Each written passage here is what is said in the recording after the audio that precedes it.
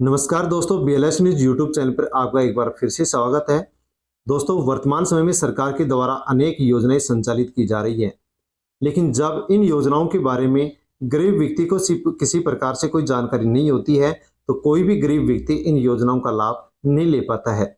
ये जितनी भी सरकारी योजनाएं संचालित की जा रही हैं, ये सब गरीब लोगों तक लाभ पहुंचाने के लिए की जा रही है। सरकार किस प्रकार से गरीब लोगों तक आर्थिक सहायता पहुंचा सकती है, उसके लिए ही सरकार अनेक विभिन्न प्रकार की योजनाएं वर्तमान समय में संचालित कर रखी है, लेकिन लोगों तक इनकी जानकारी नहीं पहुंचती है, तो कोई भी लाभ किसी भी प्रकार से गरीब व्यक्ति नहीं ले पाता है। दोस्तों, इसी उद्देश्य को लेकर के BLS न्यूज यूट्यूब चैनल पर आपको तमाम जितनी भी योजनाएं चलाई जा रही है, घोषणाएं की जाती है, उनकी जानकारी सबसे पहले पहुंचाई जाती है। इसलिए दोस्तों, आप अवश्य BLS न्यूज यूट्यूब चैनल को सब्सक्राइब कर लें, बेल आइकन प्रेस कर ऑल पर क्लिक अवश्य कर लें।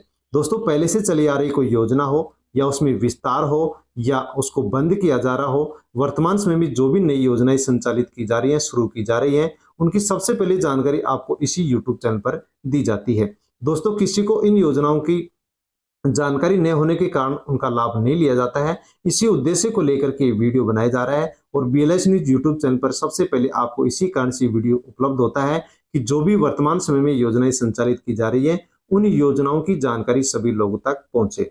किस योजना का किस प्रकार से लाभ लिया जा सकता है, कौन सी योजना के द्वारा क्या लाभ दिया जाता है सरकार के द्वारा, उसकी जानकारी आपको मिलती है। इसी के साथ किस योजना में फॉर्म हम किस प्रकार से भर सकते हैं, फॉर्म भरने के लिए डॉक्यूमेंट्स कौन कौन से चाहिए, इसकी भी जानकारी आपको सबसे पहले इसी यूट्यूब चैनल पर दी जाती है। इसलिए आप अवश्य ही सब्सक्राइब कर लें, बेल आइकन प्रेस कर ऑल पर क्लिक अवश्य कर लें। किसानों को फसल खराबा मुआवजा, इसी के साथ पेंशन की जो बढ़ी हुई राशि 1150, वो सभी पेंशनधारियों के अकाउंट के अंदर ट्रांसफर कर दी जा चुकी है। 15% इसके अंदर बढ़ोतरी की गई है। इसी प्रकार से हर साल यहाँ पर बढ़ोतरी होती रहेगी। राजस्थान के अंदर अब बिजली महंगी होने वाली है। फ्री बिजली योजना है, इसको भी बंद करने की सरकार विचार कर रही है। राशन भी बढ़कर के मिलने वाला है, लेकिन आपको राशन कार्ड की KYC जरूर करवा लेना है। इसी के साथ राशन कार्ड है तो 7 चीजें कौन कौन सी फ्री मिल रही है, उसके बारे में भी हम जानकारी लेने वाले हैं। राजस्थान के अंदर खेलो राजस्थान यूथ गेम्स की अब शुरुआत की जा रही है, जिसके बारे में भी हम जानकारी लेने वाले हैं। युवाओं के लिए बहुत ही अच्छी शुरुआत यहाँ पर खेलो राजस्थान यूथ गेम्स के माध्यम से CM भजनलाल शर्मा करने जा रहे हैं। इन सभी की जानकारी यहाँ पर हम लेने वाले हैं। दोस्तों, अवश्य ही आप राशन कार्ड के माध्यम से जो KYC करवाई जा रही है, उसको भी आप अवश्य करवा लें, क्योंकि यदि आप KYC नहीं करवाते हैं तो आपको जो फ्री राशन मिलता है वो बंद कर दिया जाएगा और आगे जो बढ़कर के राशन आपको मिलने वाला है, 10 किलो राशन मिलने वाला है, वो राशन भी आपको नहीं मिल पाएगा। इसलिए आप परिवार के सभी सदस्यों की KYC जरूर करवा लें। नजदीकी राशन की दुकान पर जाकर के आप परिवार के सभी सदस्यों की KYC करवाएं, अपना अपना आधार कार्ड और परिवार का राशन कार्ड ले जाएं और आसानी से आप अपनी KYC करवा लें, ताकि आगे भी आपको फ्री राशन मिलता रहे और डबल जो राशन मिलने वाला है वो राशन भी आपको मिल सके। इसी के अलावा राशन कार्ड के माध्यम से अनेक योजनाओं का लाभ दिया जाता है, वो लाभ भी आपको मिल सके। दोस्तों, अवश्य ही आप वीडियो को टेलीग्राम, व्हाट्सएप, फेसबुक के माध्यम से अन्य लोगों तक भी सेंड करें, ताकि सभी लोगों को इन योजनाओं के बारे में जानकारी हो सके। प्रधानमंत्री हथकरघा बुनकर मुद्रा योजना, देश के बुनकरों को मिलेगा 10 लाख का लोन। दोस्तों, प्रधानमंत्री हथकरघा बुनकर मुद्रा योजना के माध्यम से जो भी देश के प्रदेश के बुनकर हैं या फिर मजदूर लोग हैं, वो अपना यदि स्वरोजगार शुरू करना चाहते हैं, अपना काम धंधा शुरू करना चाहते हैं, उनके पास पैसा नहीं है, तो सरकार इस योजना के माध्यम से बिना किसी गारंटी बहुत ही कम ब्याज पर 10 लाख रुपए तक का लोन देती है। तो अवश्य ही यदि आप भी अपना स्वरोजगार शुरू करना चाहते हैं, तो इस योजना के माध्यम से आसानी से आप सरकार से लोन ले सकते हैं और अपने काम धंधे को शुरू कर सकते हैं। इसी के साथ दोस्तों, प्रधानमंत्री फसल बीमा योजना के माध्यम से जिन भी किसानों ने बीमा करवाया था और 2023 के अंदर रबी की जो फसल थी जिसके अंदर खराबा हुआ था, उसका सरकार ने अभी तक मुआवजा नहीं डाला है। कुछ लोगों की यहाँ पर 1 या 2 किस्त डाली गई है, लेकिन अधिकतर जो किसान हैं उनकी 2023 में जो खराबा हुआ था उसकी अभी तक किस्त यहाँ पर राशि यानी मुआवजा की जो राशि है वो नहीं डाली गई है। दोस्तों, प्रधानमंत्री फसल बीमा योजना के माध्यम से यदि कोई भी किसान अपनी फसल का बीमा बनवाता है, कुछ पैसे यदि जमा करवाता है और फसल के अंदर किसी भी प्रकार से यदि खराबा होता है, नुकसान होता है, तो सरकार उसका मुआवजा देती है। तो आप भी यदि एक किसान है तो अवश्य अपनी फसल का बीमा करवाएं, ताकि किसी प्रकार से यदि कोई नुकसान होता है तो सरकार उसका मुआवजा आपको दे। लेकिन 2023 में जो खराब हुआ था उसका मुआवजा अभी तक सरकार ने किसानों को नहीं दिया है। इसी के साथ दोस्तों, राजस्थान के बिजली उपभोक्ताओं के लिए बहुत ही बुरी खबर है। बिजली उपभोक्ताओं पर 181 करोड़ का भार डालने की तैयारी में है सरकार। तो दोस्तों, राजस्थान के जितने भी बिजली उपभोक्ता हैं उनके ऊपर सरकार अब यहाँ पर 181 करोड़ रुपए का भार डालने जा रही है। पहले ही राजस्थान के अंदर बिजली की बहुत ज्यादा कमी है, सही समय पर बिजली नहीं आती है और महंगी दरों पर बिजली राजस्थान में दी जा रही है। इसी के साथ अब और भी 60 लाख बिजली उपभोक्ताओं पर 181.5 करोड़ रुपए का अतिरिक्त भार सरकार यहाँ पर डालने वाली है। तो दोस्तों, आगे जो बिल आएंगे वो बिल है वो आपके यहाँ पर बढ़कर के आने वाले हैं, और जो ये बढ़कर के राशि है ये बीते समय में लगाए गए फ्यूल सरचार्ज से अलग होगी, अतिरिक्त होगी, जो आगामी समय में बिजली बिलों में जोड़ी जा सकती है। तो दोस्तों, 181.5 करोड़ की जो राशि है वो अब राजस्थान के 60 लाख बिजली उपभोक्ताओं के ऊपर सरकार डालने जा रही है, और आने वाले समय में अब जो आगे बिल आएंगे, बिजली के बिल आएंगे, उनके अंदर इस राशि को जोड़ करके सरकार बिजली उपभोक्ताओं के पास बिल भेजेगी। इस प्रकार से राजस्थान के अंदर बहुत ही ज्यादा अब बिजली की मार लोगों को झेलनी पड़ सकती है। राजस्थान के अंदर कुल 140 करोड़ बिजली उपभोक्ता हैं, जिनमें से 80 लाख बिजली उपभोक्ता हैं जो कि घरेलू बिजली और कृषि उपभोक्ता हैं। इसके अलावा 60 लाख जो बिजली उपभोक्ता हैं वो औद्योगिक क्षेत्र या व्यावसायिक क्षेत्र से जुड़े हुए हैं, जो कि काम धंधों से संबंधित जुड़े हुए हैं। तो दोस्तों, राजस्थान के अंदर 80 लाख जो घरेलू या फिर कृषि उपभोक्ता है, यानी कि किसानों के ऊपर और घरेलू बिजली के कनेक्शनों के ऊपर सरकार अब 181 करोड़ रुपए का भार यहाँ पर डालने वाली है, जो आगामी दिनों के अंदर जो बिल आएंगे उनके अंदर ये राशि बढ़ करके आने वाली है। इसी के साथ राजस्थान के सीएम भजनलाल शर्मा ने राजस्थान के युवाओं को एक बड़ी सौगात दी है। जिस प्रकार से सेंटर के अंदर यानी केंद्रीय सरकार के द्वारा खेलो इंडिया का आयोजन किया गया था, उसी प्रकार से अब राजस्थान के अंदर खेलो राजस्थान यूथ गेम्स का आयोजन किया जाएगा, और इसके माध्यम से सरकार अब 17,000 युवाओं को सरकारी नौकरी भी इस आयोजन के माध्यम से देने वाली है। दोस्तों, इस आयोजन के माध्यम से अब राजस्थान के अंदर खेल विश्वविद्यालय खोले जाएंगे।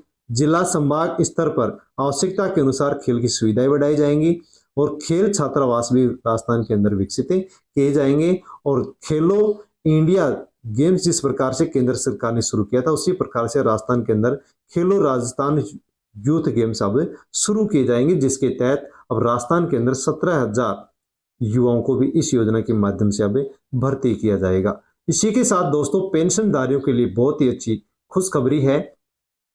सामाजिक सुरक्षा पेंशन योजना के माध्यम से वृद्धजनों को यानी कि बूढ़े लोगों को और विधवा महिलाओं को, साथ में जो विकलांग है, उनको हर महीने सरकार 1,000 रुपये पेंशन देती है।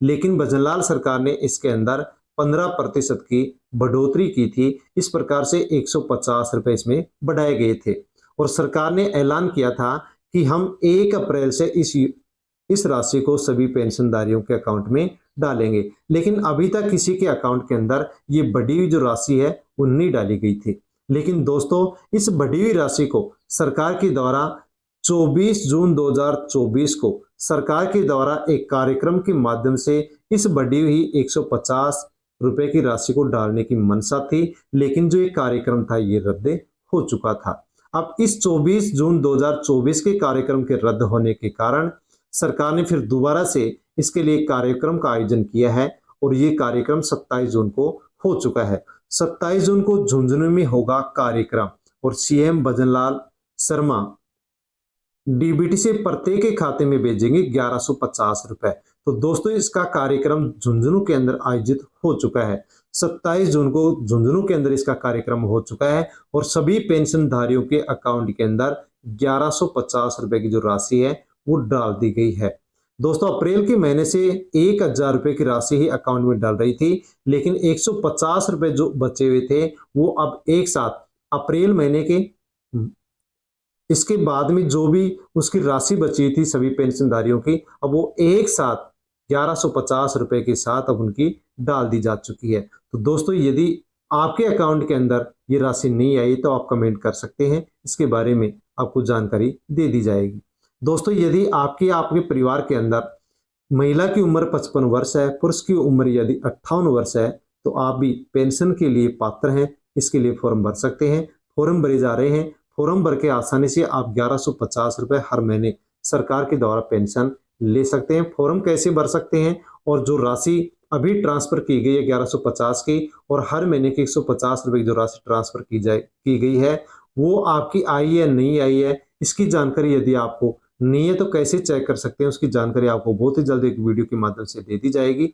फॉर्म कैसे भर सकते हैं, नया फॉर्म यदि आपको भरना है तो कैसे फॉर्म भर सकते हैं, उसके लिए भी आपको बहुत जल्द एक video BLS news YouTube channel पर उपलब्ध हो जाएगा, जिसको आसानी से आप देख करके नया फॉर्म भर सकते हैं और इस राशि को आप ले सकते हैं। तो दोस्तों 27 तारीख को ये राशि डाल दी जा चुकी है और सभी के अकाउंट के अंदर इस राशि को डाल दिया गया है। अब इस राशि को जो राजस्थान के अंदर डाला गया है, जिसमें बताया गया है कि राजस्थान के अंदर 88.44 लाख सामाजिक पेंशनर्स हैं, जिनके अकाउंट के अंदर एक साथ 138 करोड़ रुपए डाले गए हैं।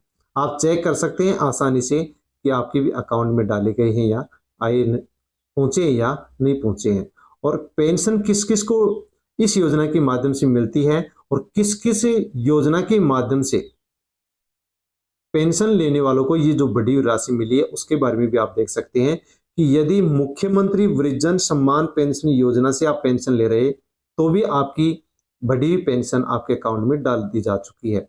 मुख्यमंत्री एकल नारी सम्मान पेंशन योजना से पेंशन लेते हैं तो भी आपकी राशि ट्रांसफर कर दी जा चुकी है अकाउंट में।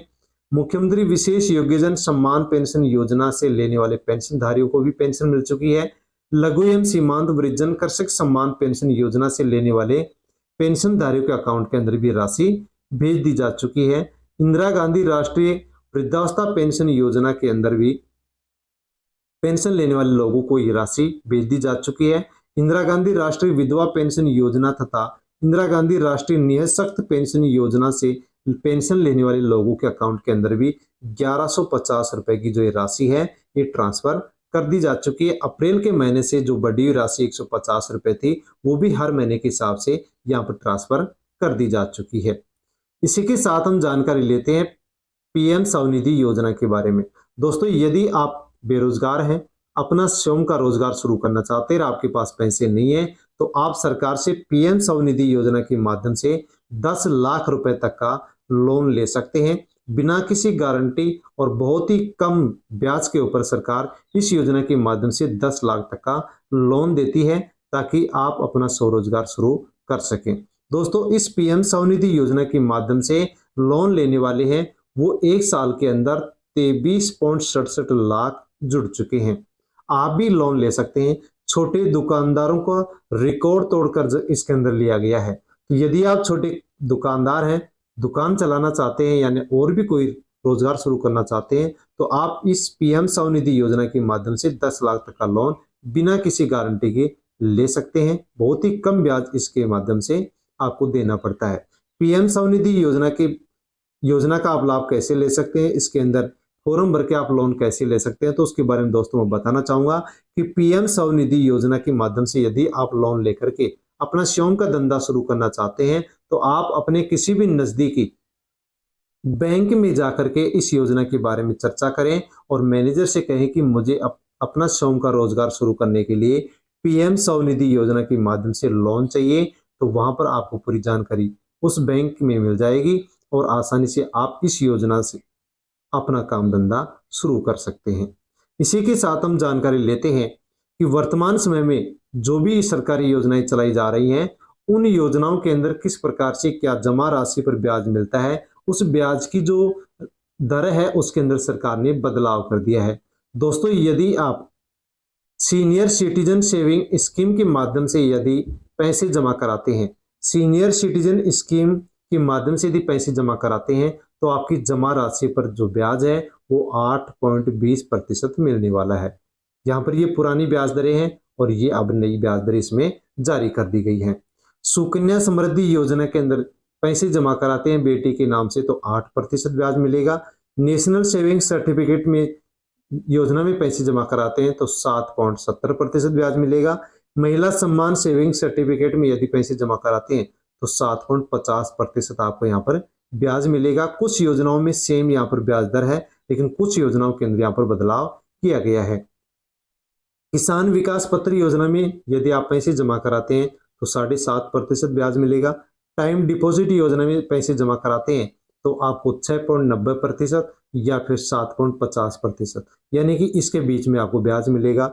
मंथली इनकम स्कीम के अंदर 7.40% ब्याज मिलेगा। पीपीएफ योजना में पैसे जमा कराते हैं तो 7.10% आपको यहाँ पर ब्याज मिलेगा। इसी के साथ रिकरिंग डिपॉजिट योजना में पैसे जमा कराते हैं तो आपको यहाँ पर 6.50% ब्याज मिलेगा, जो कि पिछली ब्याज की दर से बढ़ा दिया गया है। सेविंग अकाउंट में पैसे जमा कराते हैं तो आपको 4% ब्याज आपकी जमा राशि के ऊपर मिलेगा। इसी के साथ दोस्तों मुख्यमंत्री आयुष्मान दुर्घटना बीमा योजना के माध्यम से भी अब एक नई अपडेट निकल करके आ रही है। सरकार इसमें बदलाव कर रही है। यदि हम इस मुख्यमंत्री आयुष्मान दुर्घटना बीमा योजना के माध्यम से कुछ रुपए एक साल में सरकार के बैंक में जमा करवाते हैं और हमारे साथ यदि किसी भी प्रकार से कोई भी दुर्घटना हो जाती है तो सरकार इस योजना के माध्यम से हमारे को दुर्घटना बीमा देती है। दोस्तों 10 लाख तक का दुर्घटना बीमा इस योजना के माध्यम से हमारे को मिलता है। तो मुख्यमंत्री आयुष्मान दुर्घटना बीमा योजना का यदि आप लाभ लेना चाहते हैं और इस योजना में कुछ पैसे आप जमा कराना चाहते हैं तो आप अपने नजदीकी डाक पोस्ट या बैंक में जाकर के इस योजना के बारे में जानकारी लेकर के वहां पर कुछ पैसे जमा करवा सकते हैं, ताकि किसी भी प्रकार से हमारे साथ यदि कोई भी दुर्घटना हो जाती है तो हमारे परिवार को सरकार इस योजना के माध्यम से आर्थिक सहायता दे सके।